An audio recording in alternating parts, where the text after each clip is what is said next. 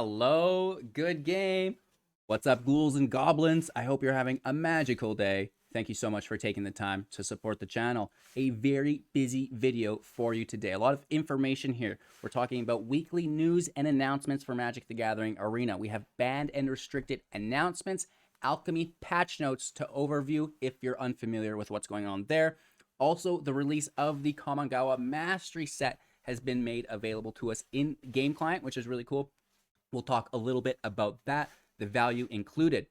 Kamigawa comes out on the 12th of February, which is really exciting. So we have new mechanics to look at as well, and a ton of spoilers. We've got new cards, you guys. So a really exciting video. Make sure to like the video to show your support. Subscribe to the channel for more great content just like this. And let's get into the video. All right, so first off, we have MTG Arena announcements for January 26th, 2022. The Kamigawa Neon Dynasty pre-order bundles have been made available today, which is really cool.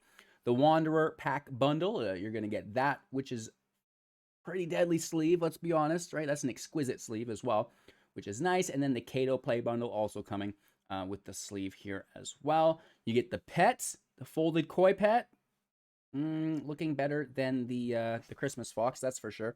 And then the Pom Pom Chan cosmetic bundle as well, which is pretty cool. I mean, look at this little guy.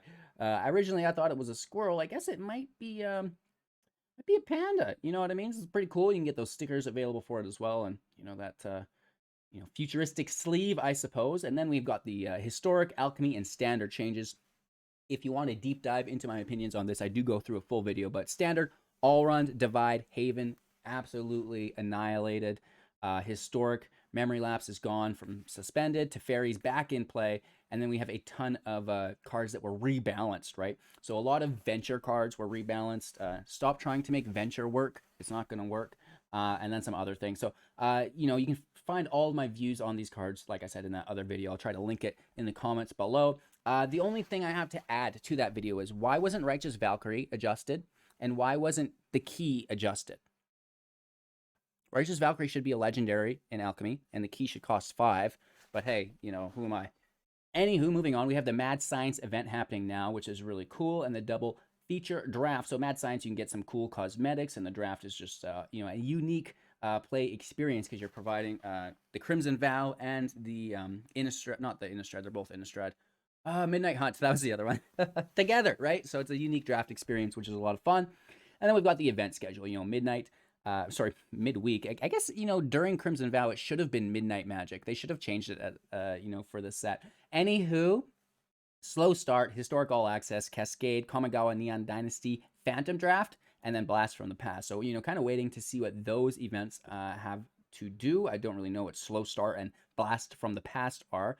Cascade, we're familiar with in the All Access and Draft. We kind of know what's going on there as well, right? So the quick draft, we have Innistrad Crimson Vow, the Dungeons & Dragons of Forgotten Realms, and then Innistrad Midnight Hunt. And then finally, on February 25th till March 11th. Now, this is the important one, right? That quick draft available 2 weeks after the release, which is, it's a long time. I know. So save your gold, wait for the quick draft, and then you'll be able to start farming the Neon Dynasty on February 25th.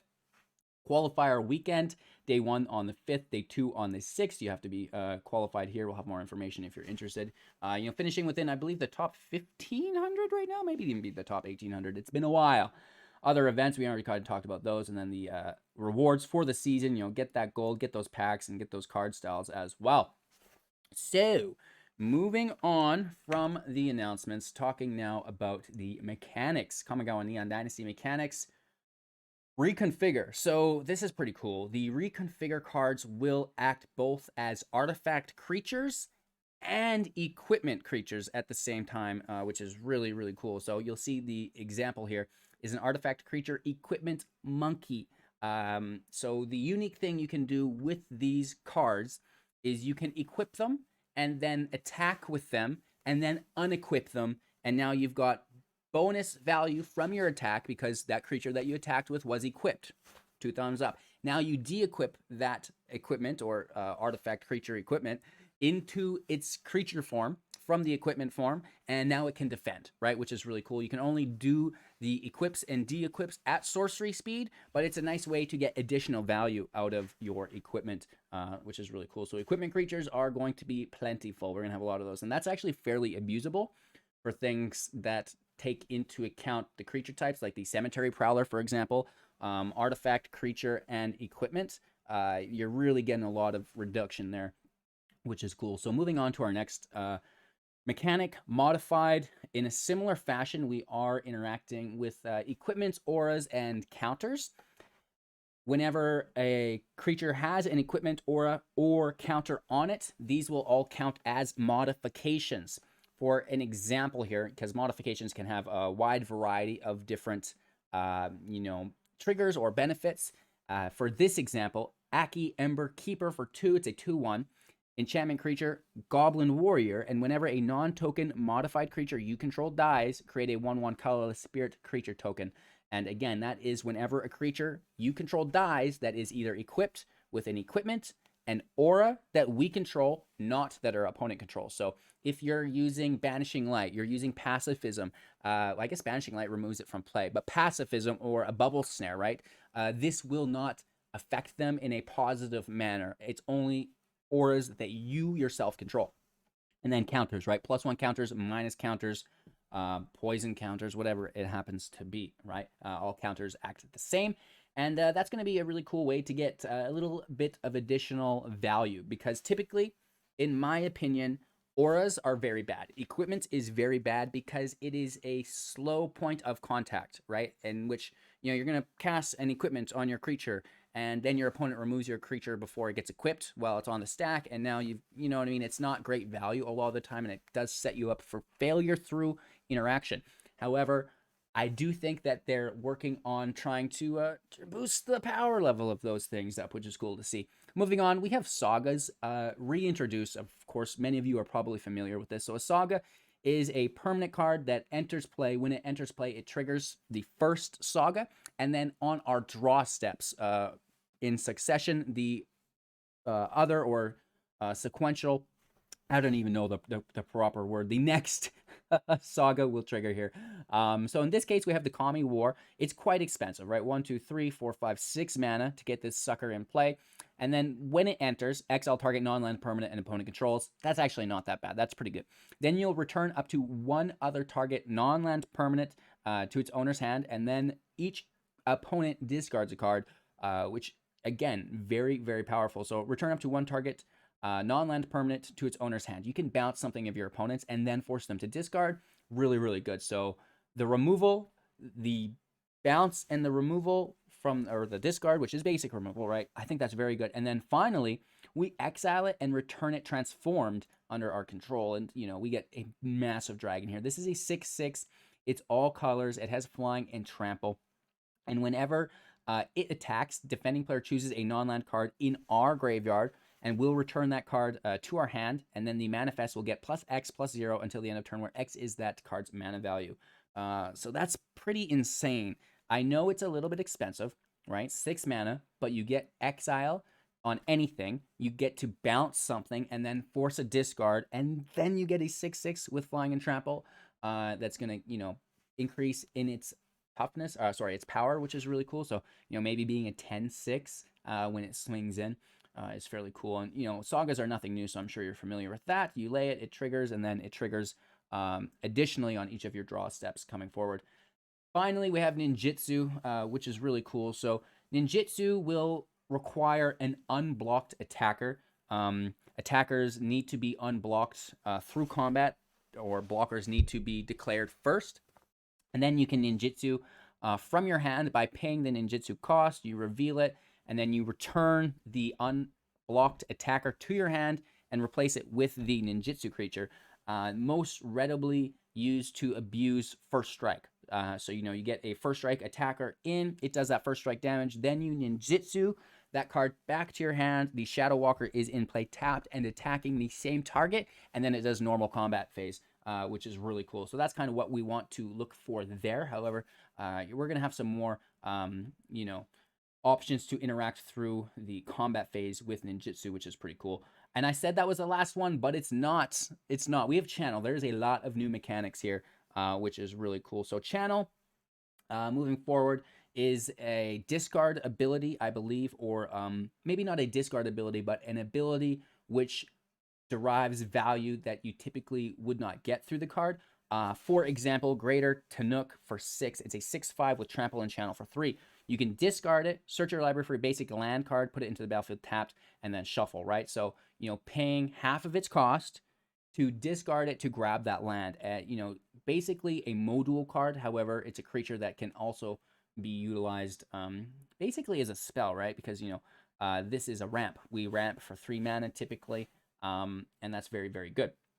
It does go into the battlefield as well. So whether you're ramping or you pull it later on and you can just, place it in the field as a fatty, which is really cool. So it's a way, again, to add additional value to your cards to make it, more playable, right? It's not like, oh, I drew a 6-drop in my opening hand and now it's dead and I never drew 6 land. I only got to 4 and this card did nothing the whole game, right? So it's really going to make things like that more playable, which is cool, especially in that draft format, because obviously this is a limited card. Anywho, moving on now to the mastery set details. And I told you this was going to be a long video filled with information, so let's get through it. The mastery pass, you're going to get 36 boosters. You're going to get 5 orbs to get card styles, stuff like this on the tree. You get the 2 sleeves, you get the pets, and I believe you do get some other goodies as well. So, a breakdown, you get the avatar, you get all of these different boosters, you get the uncommon individual card rewards once you reach level 91 as well, because you reach level 91, level 91, level 91, level 91. As you might even go up to level 92, and so on and so forth. But you'll get an uncommon every new level. You'll get some sleeves, and there's like a lot of sleeves here available, which is really, really cool. You'll get some card styles as well, which is decent.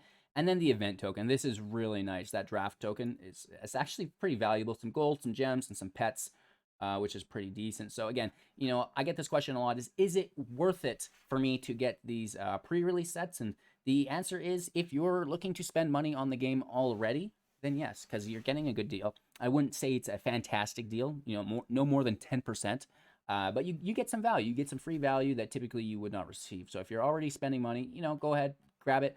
Of course, you can buy it in gold. So farm your gold and spend it that way, because it costs a little bit of money. But again, if you're spending money on the game, this is the best way to do it, right? Buy your 2 things. If you have to pick a bundle, because there are the 2 bundles, right? I really do like the Mastery Pass. It's pretty good. But at the same time, those 50 cards is nice as well. So it's going to be up to you. I do think the value does lie more so within the Mastery Pass, but the bundle is pretty cool as well. And, now we can finally talk about some of these spoilers. I almost feel like this deserves its own video, but we're just going to try to get through it.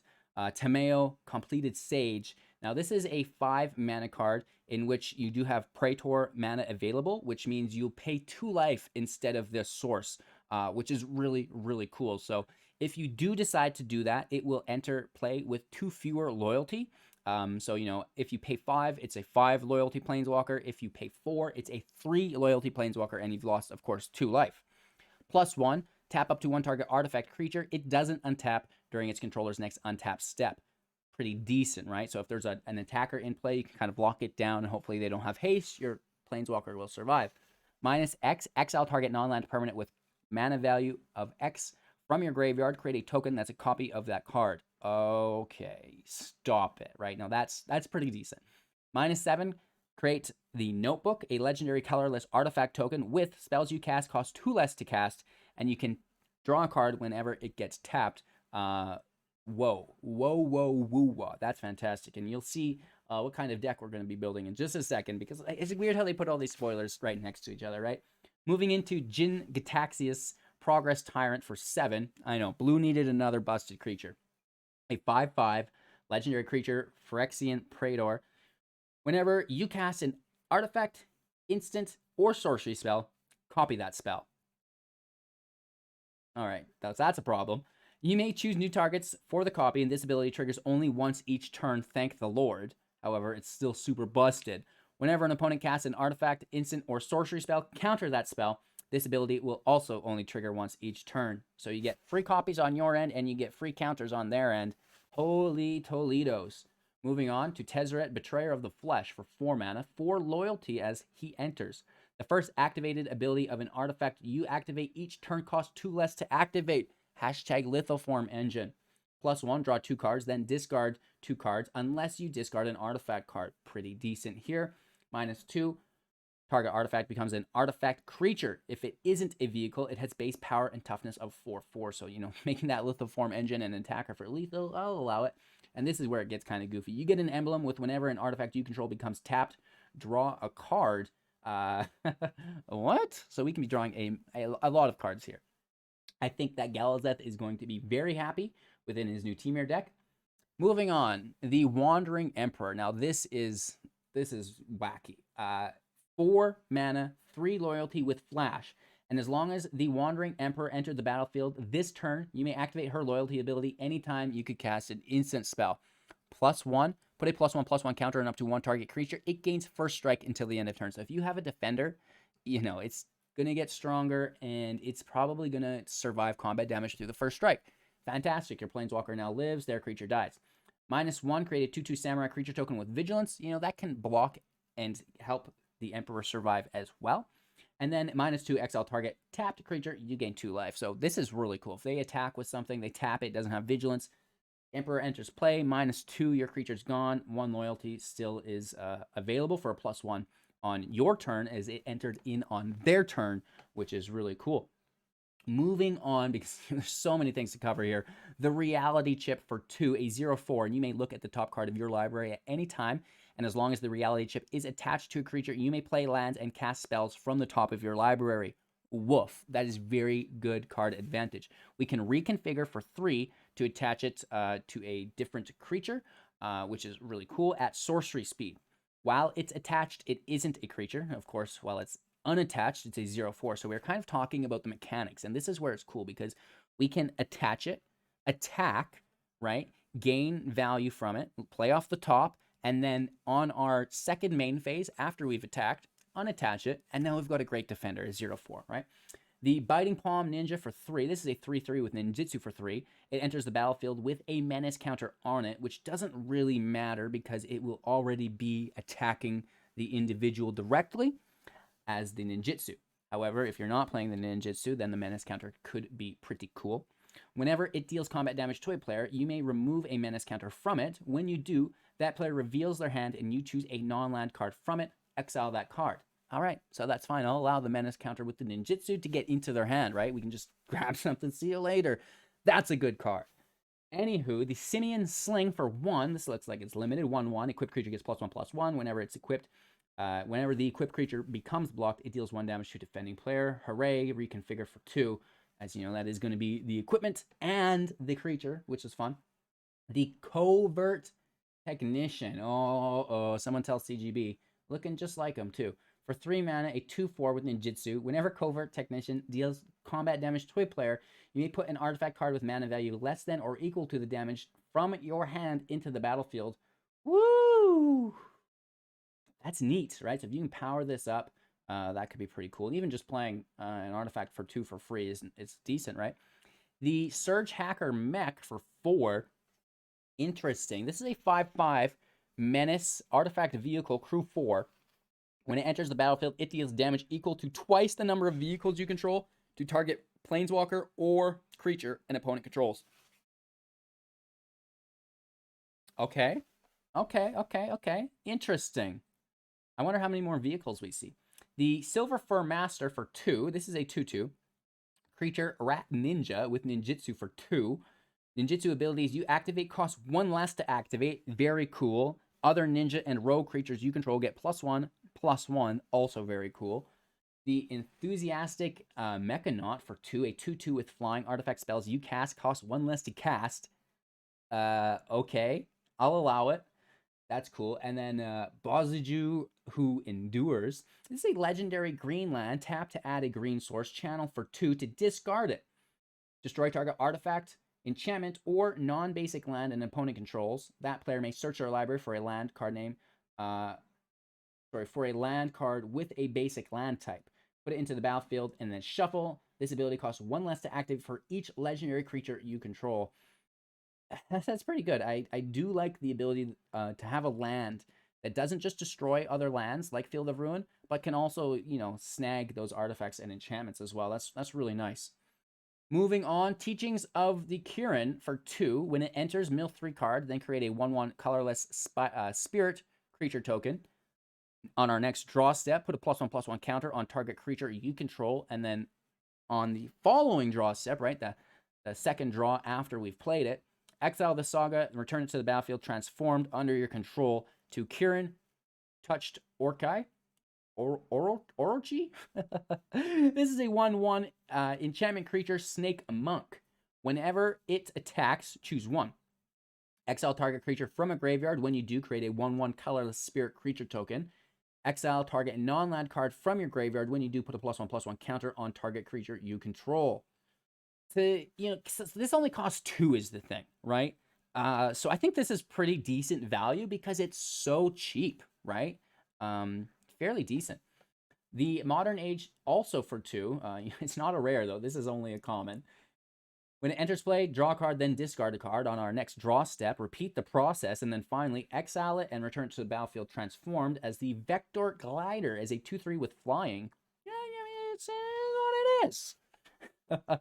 Era of Enlightenment for 2 mana as well. Enters, scry 2, next draw step, gain 2 life, and then finally exile it and return it transformed as Hand of Enlightened, a 2/2 with first strike. Yeah, it is what it is. The Dragon Kami Reborn for 3. Now, this is a rare. On entry, you gain 2 life. Look at the top 3 cards of your library. Exile one of them face down with a hatchling counter on it. And then we're going to repeat that process. Then put the rest of the... what? Okay, I have to reread this. You gain 2 life. Look at the top 3 cards of your library. Exile one of them face down with a hatchling counter on it. Then put the rest of them on the bottom of your library in any order. Okay. We do that twice. Then we exile it, transforming it. Whenever the Kami egg or a dragon you control dies, you may cast a creature spell from among cards you own in exile with hatchling counters on them without paying their mana cost. This is absolutely fantastic. 3 mana. You gain 2 life. Look at the top 3. Exile 1 with a hatchling counter times 2. So you'll have 2 cards exiled with hatchling counters on it. Then it transforms. And whenever the egg or a dragon you control dies, you may cast a creature spell from among cards you own in exile. So you're going to want some other dragons because you're going to have 2 in exile, and the egg will count as one of those deaths to bring in 1 for free. But you'll also have that other still there, so you're going to want a secondary dragon here. But, oh, that's a good card. I like that quite a bit. The Reaches Skyward is another saga. There's a lot of sagas here. Search your library for 2 basic forest cards, reveal them, put them into your hand, then shuffle. Whatever. Put up to 1 target land you control from your graveyard on top of your library. Definitely whatever. And then finally exile and transform it into the Branch, a 0/0 with reach, and it gets +1/+1 for each land you control. Maybe it's acceptable in like some kind of weird land recursion deck. Ashaya seems like it could maybe play that. Azusa's Many Journeys for 2. On entry, you may play an additional land this turn. Next up, you gain 3 life, and then finally exile and transform as a 3/3. And whenever the likeness of the Seeker becomes blocked, untap up to 3 basic lands you control. Whoa, so people really do not want to block this 3/3 because 3 lands untapping is a lot. The Shattered State Era for 5. Gain control of target creature until end of turn. Untap it. It gains haste until the end of turn. Creatures you control get +1/+0 until the end of turn, and then finally exile and transform as a 3/3 with trample and haste. Meh. Miko's Reign of Truth for 2. Target creature gets +1/+1 until the end of turn for each artifact and or enchantment you control. That'll trigger twice, and then finally exile and transform. A 0/0 that gets +1/+1 for each artifact and enchantment you control. Decent. This is going to be really good with Catilda, right? Moving on. The Life of Toshio Umizawa, oh my goodness, for 2 mana. As it enters, choose 1. This will repeat. Target creature gets +2/+2 until the end of turn, or target creature gets -1/-1 until the end of turn, or you gain 2 life. So this is nice. This will be played. We'll see play. There's just a lot of versatility here. And then next up, exile and transform. It's a 2/3. You can tap it to pay 1 life. Add 1 black mana. Spend this mana only to cast an instant or sorcery spell. That's pretty decent ramp. And then you guys have already seen the alchemy updates. So that's kind of what we have going on for today's video. Busting through the new spoilers. Let's see if there's any new ones. Let me just take a refresh. No, that's it. So we talked about all the new spoilers and a lot of really cool cards. Super excited to see these kind of continue to roll out within the next couple weeks, leading up to the release within Arena on February 12th. I hope you guys are excited. We're going to be doing a big kickoff stream for you guys, doing the dirty, making some new decks. It's one of my favorite days. Every 4 months, it's Christmas, right? I'm sure you guys feel the same. Anywho, we're going to continue to roll out these spoilers as they come in, which is really exciting. Probably every day, every second day, we'll get you guys an update. We talked about mechanics. We talked about the mastery pass. We talked about the arena news. A lot was covered here. So smash that thumbs up button. Show your support. And most importantly, guys, have yourselves a magical day. Take care, and we'll see you soon in the next.